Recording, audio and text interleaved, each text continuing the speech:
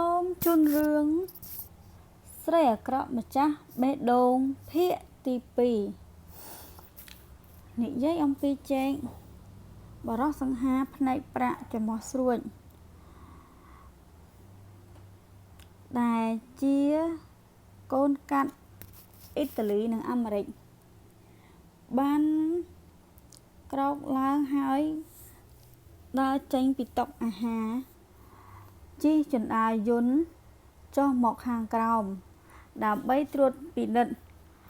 ផ្នែកក៏គ្រប់ផ្នែកនៅក្នុងសន្តាគារទាំងបន្ទប់អាហារកន្លែងហាត់ប្រាណស្ទីមសូណាហើយនឹងបន្ទប់សន្តាគារដែលមានច្រើនជាន់និងច្រើនបន្ទប់ហើយជាន់ខាងលើគឺជាបន្ទប់ VIP សន្តាគារនេះគឺពិតជាធំមែនលោកយាយគិតមិនខុសទេដែលឲ្យខ្ញុំហើយនឹងអាចេនមកធ្វើការនៅទីនេះចំណែកឯក្រុមហ៊ុនអចលនទ្រព្យ K Group នោះគឺឲ្យលោកពូនិងលោកប៉ាមើលថែជាបណ្ដោះអាសន្នឬក៏អាចយូរជាងនេះទៅទៀតលោកយាយគឺពិតជានារីដ៏ឆ្លាតមែនពេលត្រួតពិនិត្យសន្តាគារចប់គេក៏បានត្រឡប់មកកន្លែងចតឡានស្របពេលដែលអាលីសកំពុងតែដើរចេញពីកន្លែងធ្វើការមកល្មមព្រោះរៀបនឹងចេញពីផ្ទះព្រោះពេលនេះគឺម៉ោង 4 ល្ងាចទៅហើយស្រាប់តែអាលីសធ្វើជ្រុះខ្សោផ្ទះហើយក៏រើសស្រាប់តែក្រោកមកវិញឃើញនារី2នាក់កំពុងតែដើរសំដៅទៅរកចេកហើយក៏ប្រទ្រៀងប្រទង់គ្នាបរោះនៅកណ្ដាលទាញដៃនារីទាំងពីរទាញដៃម្នាក់មកខាងហើយស្រែកថាជារបស់គេនារីស្រស់ស្អាតមើលទៅហៃសូវ័យក្មេងគួរឲ្យចាប់អារម្មណ៍រៀងរូវដូចតារាបង្ហាញម៉ូដមិនគួរណាឆ្លោះគ្នាព្រោះតែប្រុសម្នាក់សោះពេលដែលនាងមើលមុខបរោះនោះច្បាស់ទើបនឹងថាជាអនាគតប្រធានឬក៏ជានាយកនៅក្នុងសន្តាគារនេះតើនាងខំតែចាប់អារម្មណ៍ស្រាប់តែមកឃើញរូបភាពពិតធ្វើឲ្យនាងស្រឡាំងកាំងពធអើយរូបរាងសង្ហាប៉ុន្តែមើលចោះនេះប្រហែលជាបោកប្រាស់ចិត្តស្រីមិនដឹងថាប៉ុន្មានអ្នកទេនេះទៅមកឆ្លោះគ្នាដណ្ដើមនៅកន្លែងនេះទៅវិញអាលីបានឈរមើលហាក់បន្តិចហើយក៏ដើរចេញទៅពេលនោះពួកគេទាំង3នាក់ក៏ប្រកែកគ្នាបងចេកហេតុអ្វីក៏មិនខលមកខ្ញុំទៀតបងធ្វើបែបនេះមិនត្រូវទេហើយបងចោលខ្ញុំទៅយកអេនណាមែនទេត្រូវហើយខ្ញុំស្អាតហើយក្មេងជាងនាងមិនបានមួយចំណិតខ្ញុំទេឯងថាម៉េចអាមែនដាខ្ញុំក៏ធ្លាប់ជាសង្សាររបស់បងចេកដែរណាអត់ទេគឺខ្ញុំអានេះវិញទេនាងគិតខុសហើយថាបងចេកយកនាងនោះរូបនាងដូចនាងបានតែគេស៊ីម្ដងឬក៏2 ដងគេចោលទេនេះនាងបានហើយខ្ញុំថ្លង់ខ្លាំងណាស់អ្នកទាំងពីរក្រែងខ្ញុំសុំបែកហើយតាហើយអ្វីក៏មកតោងទាមខ្ញុំទៀតនេះហា បងនិយាយពាក្យនេះទៅរួចបងជាមនុស្សប្រុសដែលមិនចេះទទួលខុសត្រូវខ្ញុំទទួលខុសត្រូវហើយតើដែលខ្ញុំដេកនៅជាមួយពួកនាងគឺប្រើស្រោមតែរហូតនឹងណាពីព្រោះខ្ញុំមិនចូលចិត្តមានកូនដោយមិនបានមានជាមួយនឹងមនុស្សស្រីដែលខ្ញុំស្រឡាញ់នោះអីទើបខ្ញុំដេកនៅជាមួយពួកនាងគឺប្រើប្រាស់តែរហូតបងនិយាយបែបនេះបងចាប់ទុកពួកខ្ញុំជាមនុស្សស្រីអ្វីទៅឬក៏ជាមនុស្សស្រីកំដរអារម្មណ៍បងម្ដងម្កាលមែនទេនាងគិតយ៉ាងម៉េចក៏បែបនេះទៅពេលដែលពួកនាងនៅជាមួយនឹងខ្ញុំពួកនាងក៏បានផលប្រយោជន៍បន្តិចនោះទេខោអាវស្បែកជើងកាបូបម៉ាក់ប្រែនល្បីនាឡិកាខ្សែកដែលនៅលើខ្លួនពួកនាងនេះមិនមែនលុយរបស់ខ្ញុំទេមែនទេហើយបើនាងគិតថាខ្ញុំយកពួកនាងធ្វើជាភរិយានោះព្រះអើយសុំទោសផងគ្មានថ្ងៃនោះទេណាឯងពេលនោះពួកគេទាំងពីរក៏មកចិត្តជែកហើយផ្ទះកំភ្លៀងម្នាក់មួយដៃជែកថាបានអរគុណសម្រាប់ការផ្ទះកំភ្លៀងនេះលើកក្រោយខ្ញុំនឹងតាក់ទងស្រីណាឲ្យប្រយ័ត្នជាងនេះប្រហែលជាมันមានជាលើកទី2ទេមែនទេហើយគេក៏មិននិយាយអីច្រើនក៏ដើរចេញទៅបាត់ទៅមនុស្សស្រី2នាក់មើលមុខគ្នាហើយក៏ធ្វើភ្នែកមូដាក់គ្នាព្រោះតែហួសចិត្តលើបរោះម្នាក់នេះពិតជាព្រាននារីសុទ្ធសាធគ្មានការទទួលខុសត្រូវប៉ុន្តែទោះជាយ៉ាងណាក៏រឿងស័ក្តិសមបន្តិចដែលការធ្វើជាស្រីកំដរគេមួយរយៈក៏អាចមានលុយកាក់និងគ្រឿងប្រើប្រាស់សិតតែម៉ាក់ទំនើបដែរប៉ុន្តែគេនៅតែមិនអស់ចិត្តសម្ដីដែលគេនិយាយដាក់ពួកនាងធ្វើឲ្យនាងហួសចិត្តខ្លាំងបំផុតពេលនោះពួកនាងក៏មិនគិតអីច្រើនក៏បានចាក់ចេញពីទីនោះដូចគ្នាពេលមកដល់ខុនដូអាលីសក៏បានរៀបចំផ្ទះសម្បែងដូចជាធម្មតាស្រាប់តែពេលនោះមានសំឡេងចុចកណ្ដឹងនរណាគេនឹងស្រាប់តែបើកទ្វារទៅឃើញបរោះដែលនាងបានឃើញអំបាញ់មិញអូលោកជានរណាអូគឺខ្ញុំមកយកខោនាងជាអ្នកណាជាមេផ្ទះមែនទេអញ្ចឹងជួយប្រាប់នីសាផងខ្ញុំមកយកខោខ្ញុំវិញខោលោកត្រូវហើយកាលពីម្សិលមួយថ្ងៃមួយខ្ញុំបានភ្លេចខោនៅទីនេះហើយក៏ថ្ងៃនេះទើបខ្ញុំមានពេលទំនេរមកយកវិញអញ្ចឹងខ្ញុំសុំចូលទៅហើយណាលោកចូលយ៉ាងម៉េចគ្មានការអនុញ្ញាតពីបងស្រីរបស់ខ្ញុំផងហ្នឹងពេលនោះគេក៏មិនបានមាត់មួយម៉ាត់ហើយក៏ដើរចូលទៅរកបន្ទប់របស់នីសារកខោមួយនោះលោកខោនោះសំខាន់ដល់ថ្នាក់ណាទៅបានជាលោកត្រូវមកកកកកាយផ្ទះរបស់បងស្រីខ្ញុំនេះបងស្រីនាងតាមែនទេឥឡូវនាងនៅណាគាត់ទៅធ្វើការបាត់ហើយប្រហែលជាខានស្អែកទៅមកវិញបានអញ្ចឹងខានស្អែកខ្ញុំមកម្ដងទៀត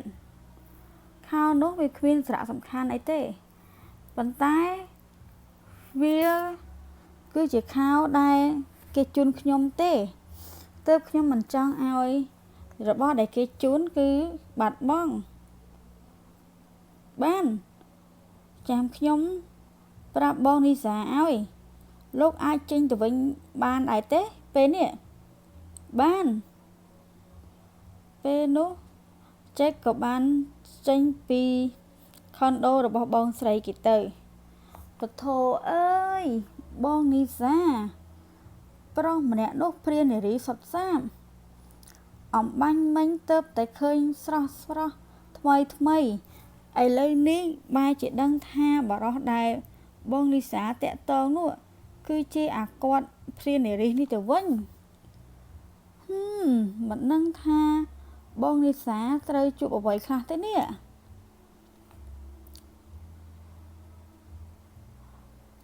ពេលនោះសំឡេងទូរស័ព្ទក៏បានខមកក៏បានបំលើឡើងគឺលោកអ៊ំរបស់នាងខមកអាឡូក្មួយស្រីយ៉ាងម៉េចហើយស្នាក់នៅខុនដូរបស់អានីសាល្អដែរទេចាលោកអ៊ំគឺល្អខ្លាំងណាស់បងនីសាគាត់ទៅធ្វើការបាត់ហើយប្រហែលជា2-3ថ្ងៃទៀតទើបក៏ត្រឡប់មកវិញចុះបន្លែផ្លែឈើនោះមិនអីទេខ្ញុំជាអ្នកហូបជំនួសគាត់អ៊ំអាចសប្បាយចិត្តបានហើយមែនទេអ៊ំដឹងសំណាងល្អហើយដែលមានកូនជ្រូកតូចជួយញ៉ាំនោះអ៊ំប្រុសត្រូវហើយក្មួយចាំទេពេលដែលក្មួយស្នាក់នៅជាមួយអ៊ំថ្មីក្មួយណាដូចជាកូនជ្រូកអញ្ចឹងអ្វីក៏ញ៉ាំរូបរាងធាត់សឡើងមើលទៅដូចជាកូនជ្រូកគួរឲ្យខ្លាញ់ខ្លាំងណាស់កូនជ្រូកតូចរបស់អ៊ំប្រុសខ្ញុំដឹងថាអ៊ំប្រុសនិងអ៊ំស្រីស្រឡាញ់ខ្ញុំខ្លាំងណាស់ប្រហែលជាថ្ងៃអាទិត្យក្រោយតើបានទេខ្ញុំនឹងទៅលេងអ្នកទាំងពីរបានតាហើយកុំភ្លេចសួរនីសាផងថាគេទំនេរថ្ងៃណាអ៊ំប្រុសនិងអ៊ំស្រីទៅលេងគេក៏បានដែរបើគេរវល់នោះចាអត់អីទេអ៊ំចាំខ្ញុំបបួលបងនេសាឲ្យទៅលេងជាមួយផងតើបានទេប្រកាសជាបានពេលនោះណាអ៊ំនឹងរៀបចំអាហារឆ្ងាញ់ដែលក្មួយចូលចិត្តនឹងមាននំផ្លែប៉ោមស្រោចសូកូឡាពីលើទៀតណោះសម្រាប់ឲ្យកូនជ្រូករបស់អ៊ំហ្នឹងណាចាអ៊ំប្រុសអូអ៊ំស្រីនៅឯណាទៅអ៊ំស្រីឯងមែនទេកំពុងតែរវល់ធ្វើទឹកខ្មេះប៉ោមឯណោះជាប់ដៃមិនអាចទេមកបានទេទើបអ៊ំទេមកនិយាយនោះអីព្រោះនឹកពួកឯងទាំងពីរពេកណាអ៊ំពិតជាសប្បាយចិត្តណាស់ពេលដែលដឹងថាឯងមកស្នាក់នៅខុនដូជាមួយនឹងនីសានោះណាព្រោះមានតែ2នាក់បងប្អូនហើយឯងទាំងពីរក៏អាចមើលថែគ្នាទៅវិញទៅមកបានទៀតចាអ៊ំផ្ដាំសួរសុខទុក្ខអ៊ំស្រីផងណានឹងហើយអ៊ំឯងក៏ដូចគ្នាដែរកំពុងតែញាប់ដៃញាប់ជើងប៉ុណ្ណឹងបានហើយណាអ៊ំសុំទៅជួយកិច្ចការងារអ៊ំស្រីឯងបន្តិចចាអ៊ំប្រុសពេលនោះនីសាពេលនោះអាលីក៏បានបិទទូរស័ព្ទហើយក៏ឆែកមើលនៅក្នុងទូទឹកកកឃើញមានអាហារនិងសុទ្ធដែលនាងទិញមកពីម្សិលមិញក៏ចាប់ផ្ដើមធ្វើម្ហូបបន្តនិយាយអំពីលោកយាយរបស់ចេកវិញគាត់បានខមកចេកហើយសួរយ៉ាងអំពីសន្តាគារ យ៉ាងម៉េចហើយចេកសន្តាគារនោះតើយ៉ាងម៉េចដែរគឺពិតជាល្អណាស់លោកយាយសន្តាគារធំទូលាយហើយមានគ្រប់ផ្នែកទៅតាមលំដាប់ពិតជាអស្ចារ្យមែនហើយព្រោះតែយាយឃើញបែបនេះគឺជាឱកាសល្អរបស់យើងហើយណាហើយឯងគិតថាតើគួរតែពង្រីកឬក៏មិនទាន់ខ្ញុំគិតថាគឺកុំទាន់អីចាំទៅគ្រប់គ្រងឲ្យនឹងណសិនសំណាងល្អហើយដែលភាគហ៊ុនសន្តាគារនេះគឺលោកយាយប្រមូលទិញទាំងអស់បើធ្វើឲ្យធ្លាក់ចូលទៅក្នុងដៃអ្នកផ្សេងប្រហែលសន្តាគារនេះគ្មាននៅសោះរូបរាងទេមើលទៅបុគ្គលិកម្នាក់បែបគេមិនដឹងថាម្ចាស់សន្តាគារនេះខ្សែធនទេបែរជានាំគ្នាធ្វើមុខរីករាយញញឹមញញែមត្រូវហើយអ្នកណាទៅដឹងថាចៅវាយចាស់របស់ខ្លួនញៀននឹងលបែងរហូតដាក់សន្តាគារទាំងមូលនោះអីនេះសំណាងហើយដែលយាយមានភ្នែកមានច្រមុះច្រើនទើបយាយអាចទិញសន្តាគារនេះពីគេបានហើយណាមួយយើងក៏មានភាគហ៊ុននៅទីនោះទៀតផងទើបយាយស្ដាយសន្តាគារនោះណាសន្តាគារនេះណាមានប្រវត្តិច្រើនហើយតាំងពីជំនាន់លោកតាឯងគាត់ស្រឡាញ់សន្តាគារណាសន្តាគារនេះណាទើបគាត់ចូលហ៊ុនជាមួយតែមិនបានច្រើនទេរហូតពេលនេះយើងមានឱកាស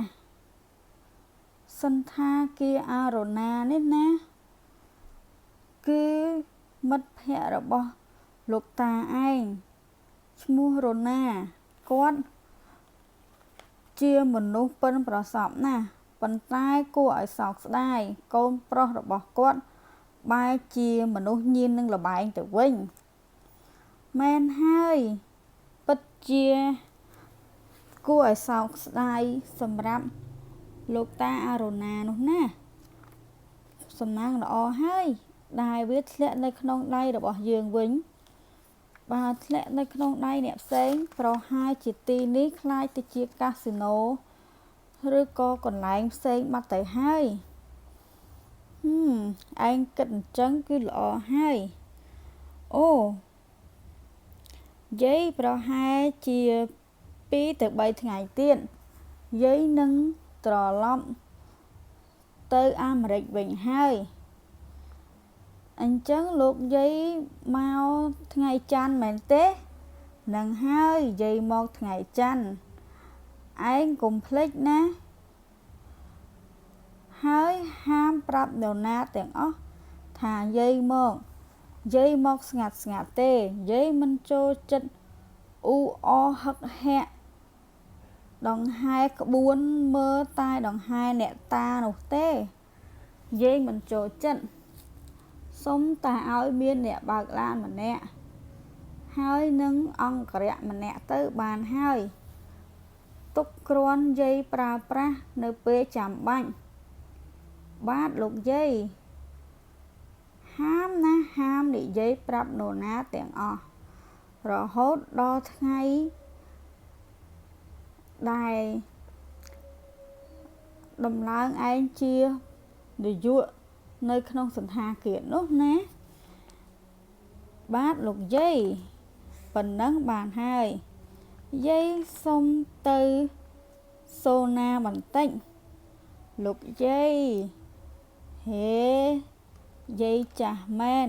ប៉ុន្តែយាយក៏ចង់ស្អាតដែរណាចៅ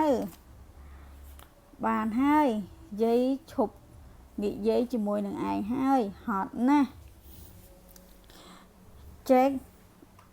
ក ក៏បិទទូរស័ព្ទហើយក៏ញញឹមព្រោះតែសម្ដីចុងក្រោយរបស់លោកយាយគាត់ចាស់ហើយគាត់ក៏ចង់នៅស្អាតដែរ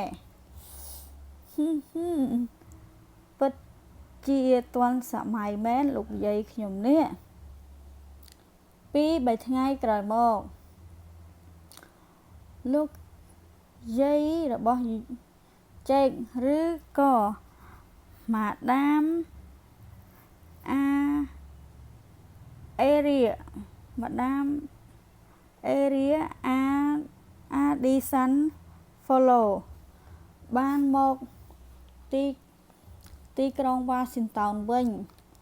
ប៉ុន្តែលោកយាយមកដោយលក្ខណៈស្ងាត់និងធម្មតាបំផុតសម្លៀកបំពាក់ដែលលោកយាយស្លៀកពាក់គឺសាមញ្ញហើយកន្លែងដែលលោកយាយអង្គុយគឺជាកន្លែងធម្មតាពេលនោះមាននារីបម្រើម្នាក់ក៏បានដើរមកសួរថាតើលោកយាយត្រូវការពិសាអ្វីទេអូនាងអរគុណខ្ញុំត្រូវការតែទឹកសុទ្ធមួយដបចុះអាហារវិញស្អីក៏បានដែរខ្ញុំញ៉ាំបានមិនរើសទេចាលោកយាយនារីម្នាក់នោះគឺជានីសាពេលដែលឃើញផ្លាកឈ្មោះលោកយាយញញឹមព្រោះឃើញនារីអូតេសទន់ភ្លន់មើលទៅពិតជាគួរឲ្យស្រឡាញ់ពេលដែលកំពុងតែអង្គុយនៅលើយន្តហោះនីសាក៏បានយកអាហារដែលលោកយាយបានកម្មង់នឹងទឹកស្រាប់តែពេលនោះលោកយាយញ័រដៃក៏ធ្វើឲ្យទឹកកំពប់ទៅលើនីសាធ្វើទឹកមុខមិនខឹងហើយក៏ញញឹមលក្ខណៈធម្មតាស្រាប់លោកយាយក៏សុំទោសចៅយាយមិនបានប្រយ័ត្នចាលោកយាយមិនអីទេធម្មតាទេអញ្ចឹង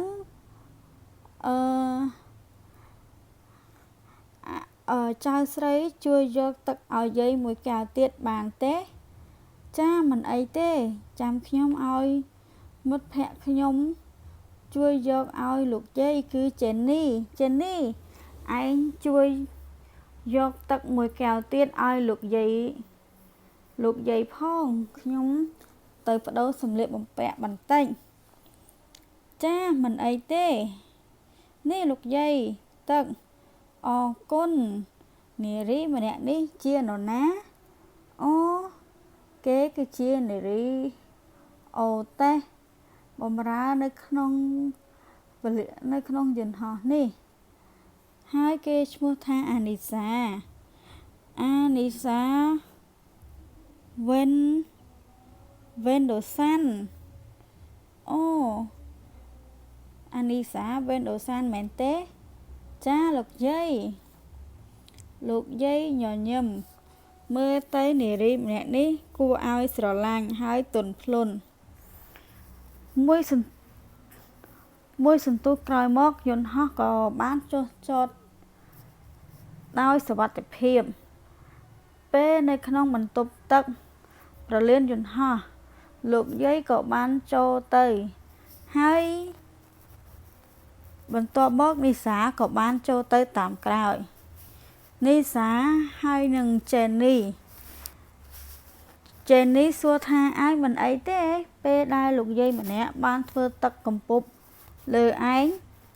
នីសាថាមិនអីយ៉ាងម៉េចនេះ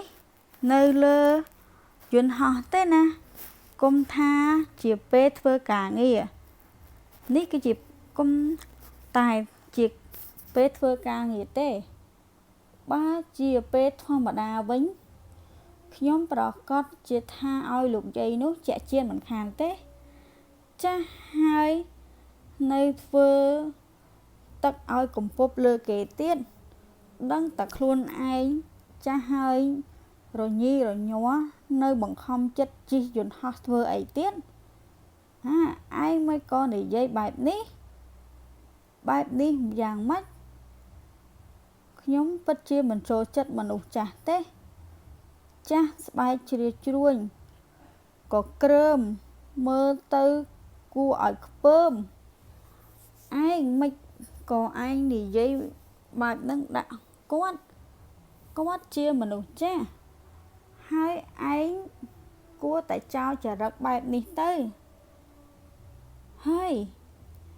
ឯងជាមិត្តរបស់ខ្ញុំយូរឆ្នាំហើយឯងក៏ដឹងថាចរិតរបស់ខ្ញុំបែបយ៉ាងម៉េចដែរអូឈប់និយាយពីរឿងយាយចាស់នោះទៅឯងដឹងទេខ្ញុំបានតាក់ទងមនុស្សប្រុសល្អម្នាក់បានទៀតហើយឯងគឺពិតជាឆ្វាក់មែននេះហេតុតែជាស្រីស្អាតពិតជាពូកែមែនលើកនេះជាអ្នកណានោះលើកនេះគឺជាកូនប្រុសរបស់ក្រុមហ៊ុន K Group នោះណាគឺមានអចលនៈទ្រាំជាច្រើនកន្លែងនោះអី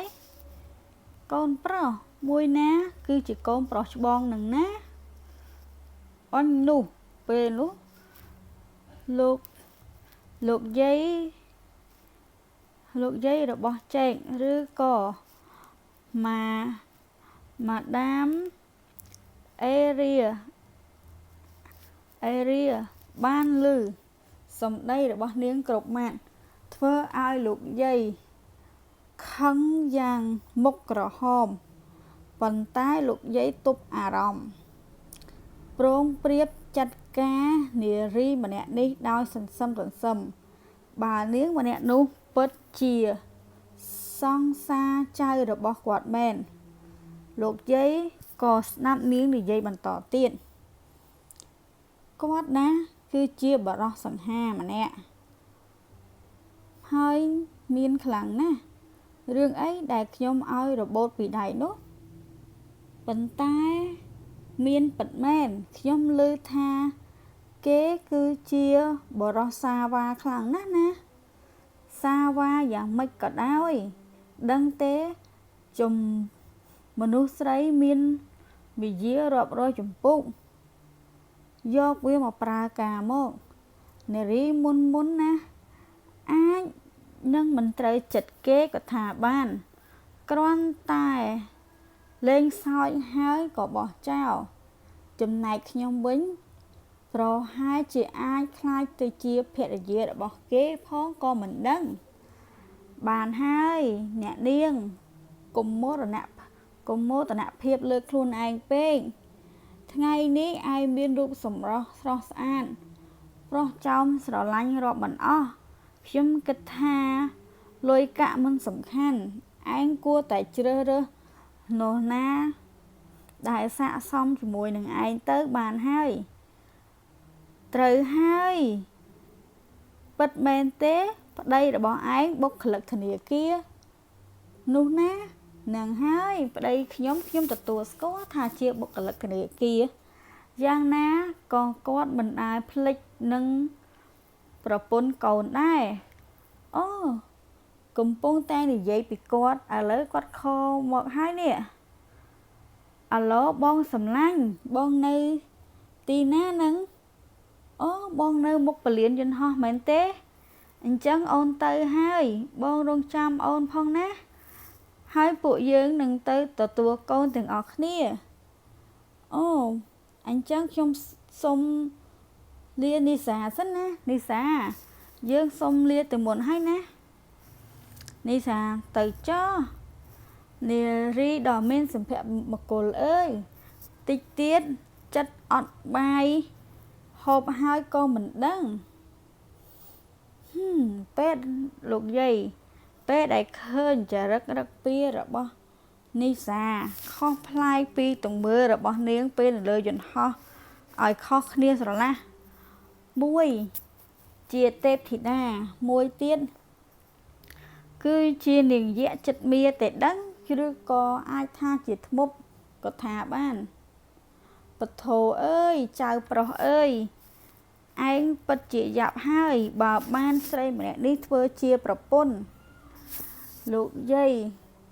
ក៏រងចាំដល់តានីសាចេញពីបន្ទប់ទឹកហើយក៏ខទៅប្រាប់អ្នកបើកឡានឲ្យមកទទួលហើយគាត់ក៏ទៅសន្តាគារជាបន្ទាន់ប៉ុន្តែវារៀងយប់ទៅហើយលោកយាយក៏បានត្រឹមតែស្នាក់នៅ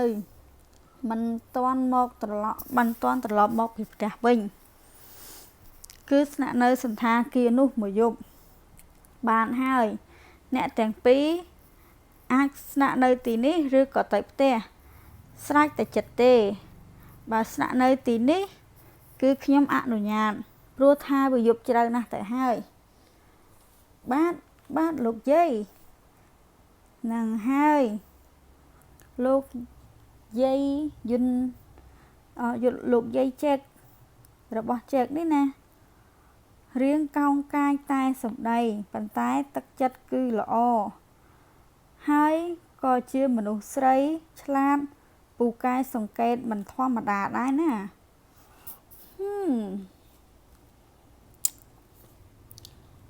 លោកយាយចូលមកក្នុងបន្ទប់ដោយទឹកមុខក្រហមគិតពីរឿងដែរលោកយាយបានឮនៅក្នុងបន្ទប់ទឹកហើយលោកយាយក៏ឲ្យអង្គរៈជួយរកអ្នកស៊ើបដែលពូកែ2-3នាក់គឺស៊ើបរឿងរបស់នីសាបុគ្គលិកធ្វើការជានារីអូតេសកាន់តែឆាប់កាន់តែល្អហើយលោកយាយក៏បិទទ្វារបន្ទប់ហើយក៏សម្រាកចំណែកឯនីសាវិញដោយសារតែអស់កម្លាំងហើយណាមួយយប់ជ្រៅផងក៏មកសម្រាកនៅក្នុងខុនដូវិញខោអាវស្បែកជើងដោះពាសពេញបន្ទប់ធ្វើឲ្យអាលីសក្រវីក្បាលហើយក៏មិនដឹងនិយាយថាម៉េចចំពោះទង្វើរបស់បងស្រីគេនេះព្រឹកស្អែកឡើងនីសានៅមិនទាន់ក្រោកចំណែកឯអាលីសបានចម្អិនអាហារពេលព្រឹកទុកឲ្យបងស្រីជីដូនមួយរួចហើយក៏ត្រឡប់មកផ្លាស់សម្លៀកបំពាក់សម្រាប់ទៅធ្វើការវិញពេលដែលមកដល់សន្តាគារប្រធានផ្នែកអ្នកនាងអាម៉ុនក៏បានចាត់ចែងការងារឲ្យពួកគេទៅតាមកន្លែងរៀងៗខ្លួនថ្ងៃនេះគឺគេត្រូវឡើងដល់ជាន់ទី3ឯណោះកន្លែង VIP តាមពិតទៅសន្តាគារនេះមានច្រើនកន្លែងណាស់កន្លែងពួកគេធ្វើនេះគឺជាកន្លែងភោជនីយដ្ឋានរបស់សន្តាគារទេហើយពួកគេទាំង5នាក់គឺជាបុគ្គលិកដែលទទួលបម្រើភ្ញៀវនៅទីនេះប៉ុណ្ណោះបើមានភ្ញៀវស្នាក់នៅទីនេះorder ម្ហូបគឺមានបុគ្គលិកផ្សេងទៀតមកដឹកជញ្ជូនប៉ុន្តែបើថ្ងៃខ្លះការ order ច្រើនគឺត្រូវឲ្យបុគ្គលិកជួយជញ្ជូនជួយយកទៅឲ្យដល់បន្ទប់ស្រាប់តែពេលនោះកំពុងតែនិយាយគ្នាអំពីរឿង ក្នុងសន្តាគារផ្សេងតាមផ្នែក Career និង Alice ហើយបុគ្គលិកប្រុស2នាក់ទៀតគឺ Andy និង Rocky ពួកគេក៏បាននិយាយគ្នាភ្ញៀវក៏បានចូលមកច្រើនក៏ពួកគេនាំគ្នាទៅបម្រើរៀងខ្លួនស្រាប់តែពេលនោះសំឡេងទូរស័ព្ទខលចូលមកអាឡូសួស្តីនេះជាភោជនីយដ្ឋានរបស់សន្តាគារអារ៉ូណាតើមានការអ្វីឲ្យខ្ញុំបម្រើមែនទេគឺបន្ទប់ VIP 112គាត់ត្រូវការអាហារសម្រន់បែបជាលក្ខណៈងាយដូចជាស៊ុបនំប៉័ងអាំងបន្តិចបន្តួចអាហារដែលងាយស្រួលរំលាយនោះណាចាមិនអីទេអូមែនហើយប៉ុន្តែអាហារនំប៉័ងដូចជាមិនសូវល្អទេអញ្ចឹងផ្នែកខាងនោះ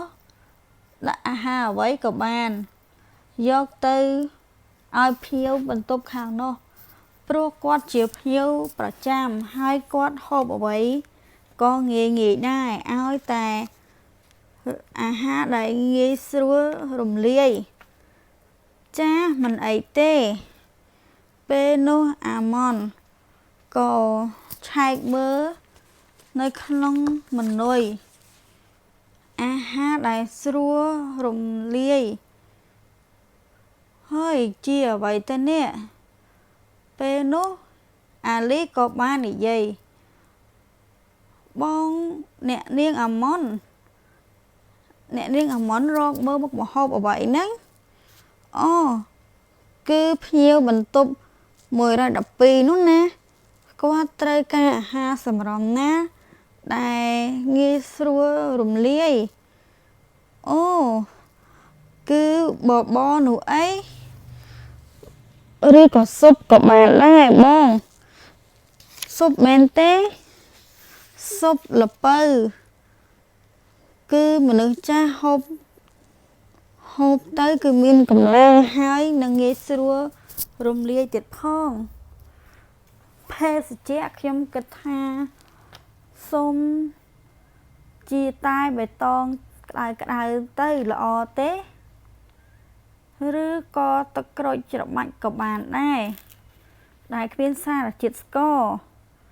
អូអញ្ចឹងយកក្រូចច្របាច់ទៅហើយនឹងស៊ុបល្ពៅទៅណាប៉ុន្តែអ្នកលើកអាហារដល់នោះបងសុំឲ្យឯងទៅណាពីព្រោះភ្ញៀវមកច្រើនហើយចាមិនអីទេបងអ្នកនាងអាម៉ុនបន្ទប់112នោះជាបន្ទប់ VIP មែនទេនឹងហើយឯងប្រញាប់ទៅ order ទៅកុំឲ្យភ្ញៀវគេចាំយូរចាពេលនោះអាលីក៏បានទៅ order ប្រាប់ចុងភៅឲ្យធ្វើស៊ុបល្ពៅនិងក្រូចច្របាច់ដែលគ្មានសារជាតិស្ករប្រហែលជា15នាទីអាហារក៏បានចម្អិនរួចរាល់អាលីក៏បានលើកទៅឲ្យភ្ញៀវបន្ទប់112ពេលដែលបើកទ្វារឡើងគឺជាម៉ាដាមអេរីគាត់កំពុងតែអង្គុយនៅរានហាលខាងក្រៅពេលនោះនាងបានគោះទ្វារ គោះទ្វារហើយទ្វារក៏បានបើកអូនាងចូលមកនេះគឺជាអាហារសម្រន់របស់ខ្ញុំពេលព្រឹកមែនទេចាលោកយាយនេះគឺជាអាហារសម្រន់ខ្ញុំណែនាំឲ្យលោកយាយពិសាស៊ុបល្ពៅ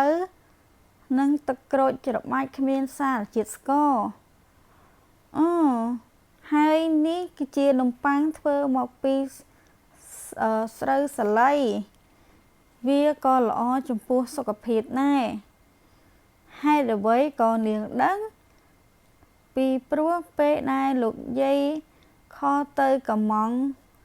ភោជនីយដ្ឋានខ្ញុំនោះអ្នកប្រធានក្រុមរបស់ខ្ញុំបានប្រាប់អំពីព័ត៌មានខ្លះៗដែលលោកយាយត្រូវការលោកយាយចង់បានអាហារសម្រន់ដែលងាយស្រួលរំលាយហើយខ្ញុំក៏ណែនាំអាហារលក្ខណៈបែបនេះទៅល្អណាស់តើស៊ុបល្ពៅនេះហូបទៅគឺពិតជាមានអារម្មណ៍ល្អមែនទឹកក្រូចនេះក៏ល្អដូចគ្នាខ្ញុំមិនសូវចូលចិត្តជាតិផ្អែមស្រាប់ទៅហើយអរគុណនាងអូអញ្ចឹងខ្ញុំសូមលាទៅសិនបានទេអូឈប់នាងនៅកំដរខ្ញុំបន្តិចទៅណាខ្ញុំញ៉ាំតែម្នាក់ឯងដូចជាអត់សុខណាចាលោកយាយខ្ញុំអាចកំដរលោកយាយបាននាងអាយុប៉ុន្មានហើយឆ្នាំនេះខ្ញុំអាយុ25ឆ្នាំពិតជាល្អមែននាងជាកូនកាត់មែនទេចាខ្ញុំជាកូនកាត់កូរ៉េនិងអ៊ីតាលីម្ដាយរបស់ខ្ញុំជាជនជាតិកូរ៉េឪពុករបស់ខ្ញុំជាជនជាតិអ៊ីតាលីខ្ញុំរស់នៅជាមួយនឹងអ៊ំស្រីអ៊ំប្រុសនៅចំការផ្លែប៉ោមចំការផ្លែប៉ោមមែនទេចាចំការផ្លែប៉ោមនៅម៉ាសាជូសេកឯណោះអូចំការផ្លែប៉ោមអញ្ចឹងនាងបែបជាចូលចិត្តផ្លែប៉ោមណាស់ហើយមែនទេចាត្រូវហើយរសជាតិផ្លែប៉ោមរបស់អ៊ំប្រុសនិងអ៊ំស្រីខ្ញុំដាំគឺគ្មានសារធាតុគីមីនោះទេចំការគាត់តូចប៉ុន្តែមានភ្ញៀវមកទិញច្រើនព្រោះតែដំណាំគ្មានសារជាតិគីមីនោះអីអូយាយក៏ចង់ភ្លក់ប៉ោមនោះដែរឮចៅនិយាយថាល្អអញ្ចេះល្អអញ្ចោះលោកយាយនៅស្នាក់នៅសន្តាគារនេះទៀតទេថ្ងៃស្អែកអ៊ំប្រុសខ្ញុំនឹងមកលេងហើយគាត់ប្រកាសជាយកផ្លែប៉ោមមកផាខ្ញុំខ្លះដែរចាំខ្ញុំយកមកឲ្យលោកយាយខ្លះបានយាយនៅស្នាក់នៅបន្តយាយនឹងរងចាំផ្លែប៉ោមរបស់ឯងនឹងណាចាអរគុណលោកយាយញ៉ាំរួចហើយមែនទេយាយញ៉ាំរួចហើយឯងអាចយកចានទៅបានហើយចាលោកយាយនេះលុយធីបចាអរគុណលោកយាយមិនអីទេតាលុយធីបនេះឯងយកទៅធ្វើអីលុយធីបដែលលោកយាយឲ្យគឺច្រើនណាស់ដល់ទៅ$200ឯណោះខ្ញុំនឹងដាក់ចូលក្នុងកំប៉ុងលុយដើម្បីចែកចាយឲ្យបុគ្គលិកទាំងអស់គ្នាគឺបានទទួលប្រាក់នេះដែរអូចៅពិតជាចិត្តល្អមែនមិននេះទេព្រោះតែកន្លែងធ្វើការគឺតម្រូវឲ្យបែបនេះប៉ុន្តែទោះជាគេមិនតម្រូវក៏ខ្ញុំត្រូវធ្វើបែបនេះដែរ ព្រោះគិតថាបុគ្គលិកទាំងអស់គ្នាគួរតែបានទទួលប្រាក់នេះអញ្ចឹងយាយសុំទៅសម្រាកបន្តិចសិនហើយលោកយាយទៅសម្រាកមែនទេខ្ញុំគិតថាលោកយាយគួរតែអង្គុយប្រហែលជាកន្លះម៉ោងឬក៏1ម៉ោងអីទៀតសិនទៅចាំលោកយាយទៅសម្រាកពីព្រោះពេលនោះក្រពះលោកយាយអាចរំលាយអាហារបានល្អហើយលោកយាយអាចសម្រាកបានលក់ស្រួលទៀតអរគុណណាស់ចៅអញ្ចឹងខ្ញុំសូមលាសិនហើយកុំឲ្យខាងនោះគេរងចាំយូរនឹងហើយទៅធ្វើការចោះពេលនោះលោកយាយក៏ញញឹមហើយក៏មានសំឡេងទូរស័ព្ទខលមកអាឡូយ៉ាងម៉េចហើយលោកអនចាលោកយាយគឺខ្ញុំបានស៊ើបដឹងហើយអូពិតជារហ័សមែនឯងអាចមកជួបខ្ញុំនៅពេលរសៀលបានទេនៅសន្តាគារនេះចាអរបាទលោកយាយមិនអីទេខ្ញុំនឹងទៅជួបលោកយាយនៅរសៀលនេះ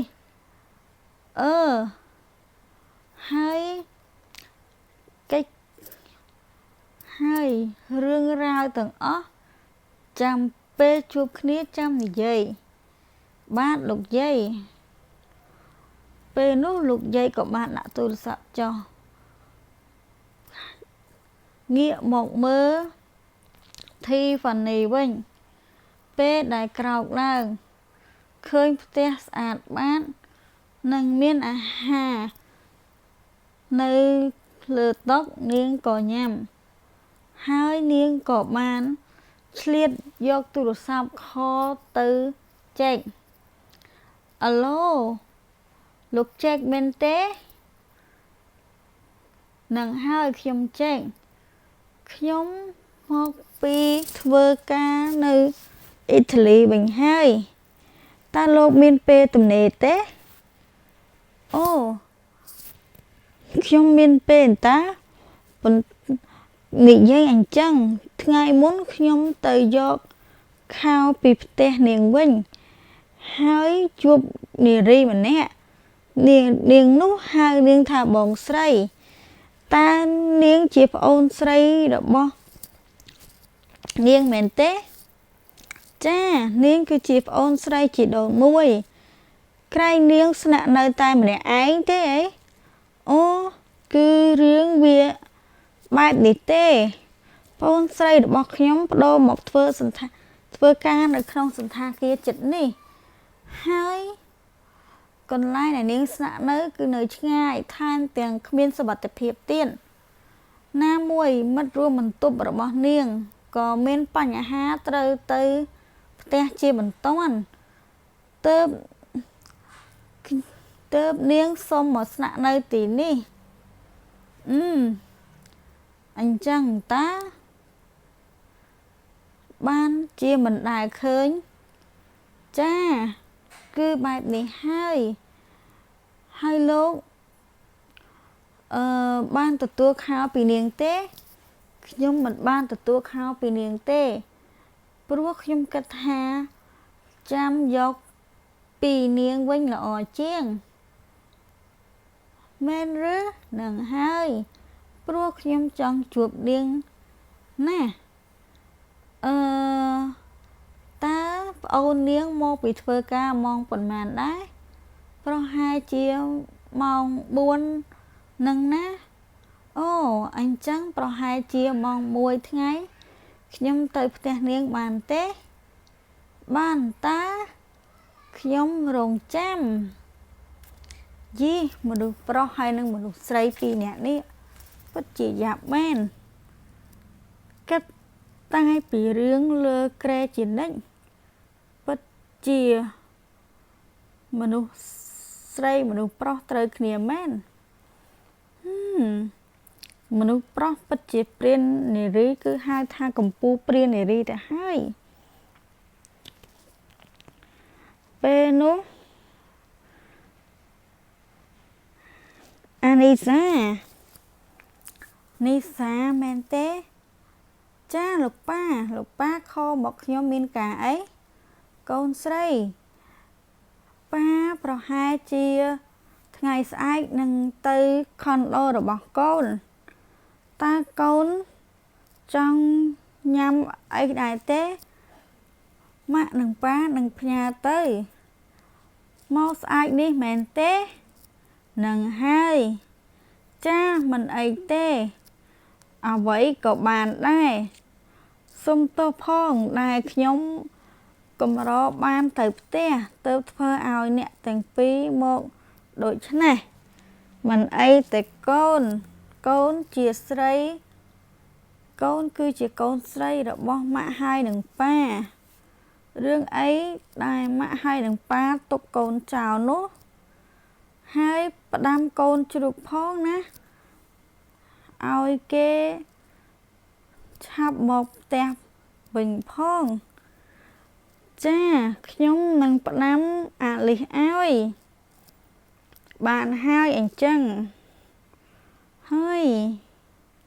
ពិតជាសំណាងដែរ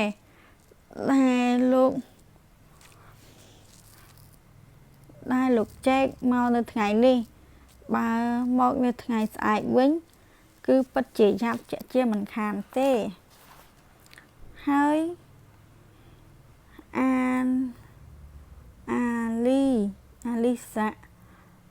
អាលី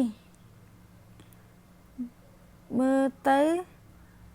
គឺមិនអីទេប្រហែលជាលោកចែកមិនចាប់អារម្មណ៍នឹងនាងទេមើលទៅថាមិនត្រូវដែរអាលីស្អាតបែបនេះ